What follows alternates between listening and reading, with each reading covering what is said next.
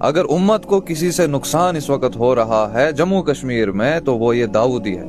سنیں پہلے، اس کے بعد ہم بات کرتے ہیں. سلطان شیخ حمزہ مخدومی محبوبی کشمیری رحمت اللہ تعالی شیخ حمزہ مخدومی محبوبی کشمیری رحمت اللہ تعالی اول مدد آخر مدد ظاہر مدد باطن مدد وقت مشکل کشا اللہ سلطان برا خرم گنہ سلطان برا بیگم گنہ سلطان بدان حالمہ سلطان.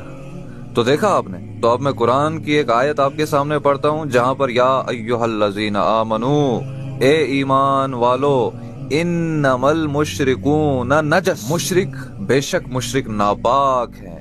ان الشرک لظلم عظیم، شرک جو ہے سب سے بڑا ظلم ہے. تو اب میں کچھ اشعار آپ کے سامنے پڑھتا ہوں. کرے غیر اگر بت کی پوجا تو کافر، جو ٹھہرائے بیٹا خدا کا تو کافر، جھکے آگ پر بہر سجدہ ہے تو کافر، ستاروں میں مانے کرشمہ تو کافر، مگر مومنوں پہ کشادہ ہے راہ، مگر مومنوں پہ کشادہ ہے راہ. پرستش کرے جس کی شوق سے چاہے، نبی کو جو جاہے خدا کر دکھائے، ولیوں کا رتبہ نبی سے بڑھائے، شہیدوں پہ جا جا کے مانگے دعائے، مزاروں پہ دن رات منتیں چڑھائے، نہ توحید میں کچھ خلل اس سے آئے، نہ اسلام بگڑے نہ ایمان جائے. بھائی ان کے کہنے کے مطابق قرآن جو ہے یہ مسلمانوں کے لیے اترا ہی نہیں، سیدھی بات. ہاں بھائی، تو یہ ان کے کہنے کے مطابق نعوذ باللہ الفاظ کڑوے ہیں، لیکن کیا کریں آپ کو سمجھانے کے لیے. یہ سمجھتے ہیں قرآن میں کہانیاں لکھی ہیں، قرآن میں کہانیاں لکھی ہیں، اس لیے قرآن پڑھنا ہی نہیں ہے. اب یار جب ہر ایک آیت بتوں کے لیے ہے تو تیرے اور میرے لیے کیا ہے؟ اگر یہ بتوں کے لیے ہے تو جا کے کافروں کو پڑھاؤ یہ قرآن، ہمیں کیوں پڑھا رہے ہو؟ مجھے تو لگتا ہے کہ تم قرآن کو مانتے ہی نہیں ہو. اگر مانتے بھی ہو تو وہاں پہ بولتے ہو نہیں یہ تو کافروں کے لیے اترا ہے. ایسے تم لوگوں نے گمراہ کیا ہے عوام کو. وہ قرآن چیخ چیخ کے کہہ رہا ہے کہ یہی وہ کتاب ہے جس سے تمہیں ہدایت مل سکتی ہے، اور یہ کچھ ٹچے کہہ رہے ہیں کہ قرآن جو ہے ہمارے لیے اترا ہی نہیں ہے، یہ جو ہے کافروں کے لیے اترا ہے. ہاں بھائی سیدھی بات، تم کہتے ہو نا کہ یہ آیتیں جو ہے یہ بتوں کے لیے اتری ہیں. بھائی پھر ہم قرآن کیوں پڑھ رہے ہیں؟ قرآن تو ہم اس لیے پڑھنا چاہتے تھے کہ ہمیں اس سے ہدایت ملے اور جو ہے ہم سمجھے کہ اللہ رب العزت ہمیں کہنا کیا چاہ رہا ہے. لیکن اگر کوئی آیت آ جاتی ہے، اب یہی والی جو آیت میں نے ابھی پڑھی، یا ایھا الذین آمنو انما المشرکون نجس، اب جو ہے اس پر بھی یہ بولیں گے ارے بتوں والی آیت تم ایمان والوں پہ فٹ کر رہے ہو. بھائی پھر ہے کیا ایمان والوں کے لیے؟ اگر سب کچھ بتوں کے لیے ہے تو ایمان والے کے لیے کیا ہے؟ مطلب ہم قرآن نہیں پڑھے، یہ تمہارے کہنے کا مطلب ہے، کیونکہ قرآن میں کہانیاں لکھی ہیں. نعوذ باللہ، اللہ معاف کر.